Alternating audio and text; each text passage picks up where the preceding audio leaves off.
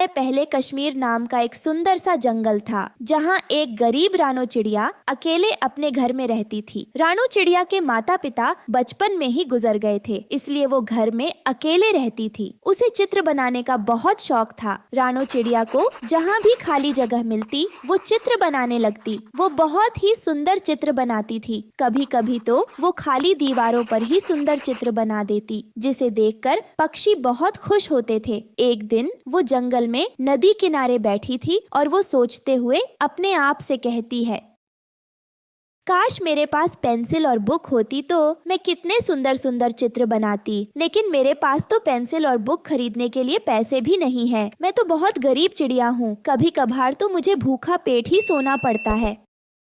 ये कहकर उदास रानो चिड़िया जमीन पर पड़ी लकड़ी से एक आम का चित्र बना रही थी। तभी वहाँ पर एक बूढ़े बाबा आते हैं और रानो चिड़िया से कहते हैं, बेटा, मुझे बहुत प्यास लग रही है। मैं उड़ता उड़ता बहुत थक गया हूँ। अगर तुम्हें कोई परेशानी ना हो तो तुम मुझे पानी लाकर पिला सकती हो। हाँ बाबा, आप परेशान ना हो, मैं अभी आपके लिए नदी से पानी ले आती हूँ।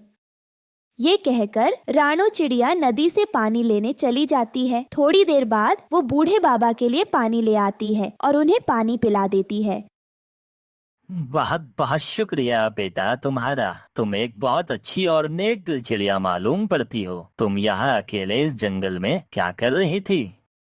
तभी बूढ़े बाबा की नजर रानो चिड़िया के बनाए हुए आम के चित्र पर पड़ती है। वो उस चित्र को देखकर रानो चिड़िया से कहता है, अरे वाह बेटा, ये आम का चित्र तो बहुत ही अद्भुत है। तुम्हारी चित्रकला तो बहुत अच्छी है। ये आम का चित्र एकदम असली आम जैसा लग रहा है। आपका बहुत बहुत शुक्रिया बाबा जी, जो आपने मेरी चित्रकला की तारीफ करी। अरे बेटा, वैसे तुमसे एक बात पूछूं? तुम ये चित्र पेंसिल से कॉपी पर क्यों नहीं बनाती हो? कॉपी पर चित्र बनाने से तुम्हारे चित्र तुम्हारे पास हिफाजत से रहेंगे, वरना इस तरह जमीनों पर चित्र तो बारिश और हवा की वजह से 2 मिनट में खराब हो जाते हैं। फिर रानो चिड़िया उस बूढ़े पक्षी को अपनी आप बीती सुनाती है। बाबा जी, मैं बहुत गरीब हूँ। बचपन में मेरे माता पिताजी के गुजर जाने के बाद मेरी सारी इच्छाएं अधूरी रह गईं। और तो और नोटबुक पेंसिल खरीदने के लिए पैसे भी नहीं है मेरे पास। इसलिए जब भी मेरा मन करता है मैं खाली जमीन और दीवारों पर चित्र बना देती हूँ।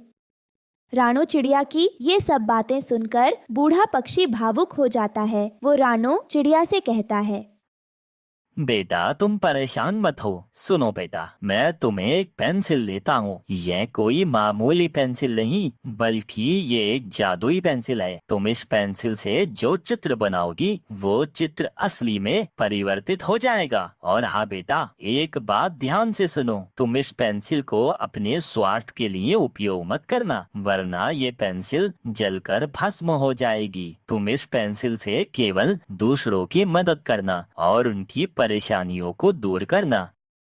ठीक है बाबा जी, मैं समझ गई। आप परेशान मत हो, जैसा आपने कहा मैं वैसा ही करूंगी।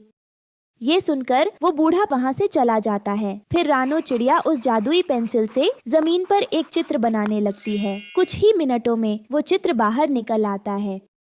अरे वाह, ये तो चमत्कार हो गया। ये तो सच में जादुई पेंसिल है। अब मैं चित्र बनाकर जंगल में रहने वाले पक्षियों की मदद करूंगी।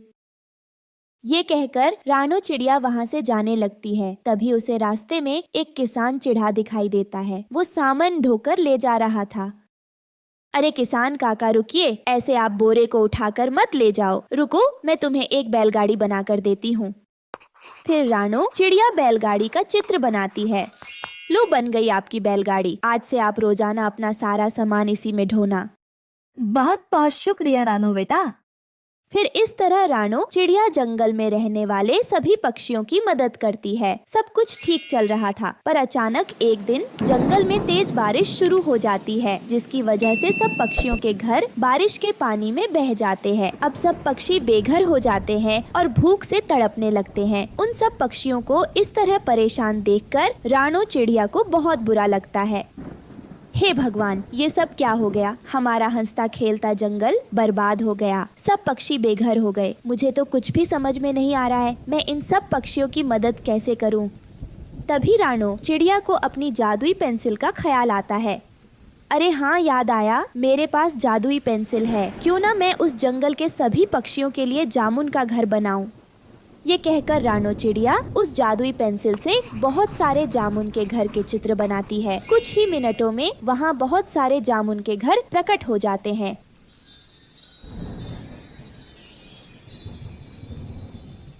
जिसे देखकर सब पक्षी बहुत खुश होते हैं। अरे वाह रानो चिड़िया, ये जामुन के घर तो बहुत सुंदर है। तुम्हारा बहुत बहुत शुक्रिया जो तुमने हमारी इतने बुरे वक्त में मदद की। हम सब पक्षी तुम्हारा ये एहसान कभी नहीं चुका पाएंगे। फिर वो सब पक्षी उस जामुन के घर में रहने लगते हैं। तभी रानो चिड़िया का पड़ोसी कालू कौवा रानो से कहता है, बेटा रानो, तुम इतने सारे चमत्कार कैसे कर लेती हो? कालू अंकल, वो सब चमत्कार इस जादुई पेंसिल का है। जो चाहिए उसका चित्र बना दो, तुरंत वो चीज चित्र से बाहर आ जाएगी। अच्छा रानो, ठीक है बेटा, जल्दी से अपने घर में जाकर सो जाओ क्योंकि रात भी होने वाली है। और हाँ, दरवाजा खिड़की अच्छे से बंद करना। फिर रानो चिड़िया अपने घर चली जाती है और कौवा अपने मन ही मन कहता है, इस बेवकूफ रानो चिड़िया ने तो सीधा सीधा बता दिया। अब तो वो पेंसिल मैं चुरा लूंगा। कालू कौवा छुपकर रानो चिड़िया के घर पर जाता है और जादुई पेंसिल चुराकर अपने घर ले आता है। मैं अब चुटकी भर में अमीर हो जाऊंगा। बस मुझे सोने के खजाने का चित्र बनाना है और तुरंत बहुत सारा खजाना बनकर मेरे सामने आ जाएगा। जल्दी जल्दी चित्र बनाता हूँ। यह सोचकर कालू कौवा जादुई पेंसिल से चित्र बनाना शुरू करता है। अब मैं यहाँ बड़ा सा सोने का खजाना बनाता हूँ, यहाँ से यहाँ तक और इससे यहाँ तक इतना बड़ा बनाना है कि मेरी 7 पुश्तें बैठ कर खाएं। इस तरह कालू कौवा कुछ समय में बड़ा सा सोने के खजाने का चित्र बना लेता है। जैसे ही सोने के खजाने का चित्र पूरा बन जाता है, तुरंत जादुई पेंसिल में आग लग जाती है। वो जलने लगती है। उसके साथ साथ कालू कौवा का पंख भी जलने लगता है। अरे बाप रे, यह क्या हो गया? मेरा पूरा पंख जल गया। अबे, और जादुई पेंसिल भी जल गई। अरे ये क्या हो गया? हे ऊपर वाले, मेरा पूरा पंख जला दिया इस पेंसिल ने। उसके चीखने अरे की बाप आवाज रे, सुनकर ये क्या हो रानो गया? चिड़िया वहाँ मेरा पर पूरा आती है। पंख- ये सब आपके साथ इसलिए हुआ क्योंकि बाबा जी ने कहा था, अगर पेंसिल को निजी स्वार्थ के लिए उपयोग करोगे तो यही परिणाम मिलेगा। इसलिए आपको अपनी चोरी का फल प्राप्त हो चुका है।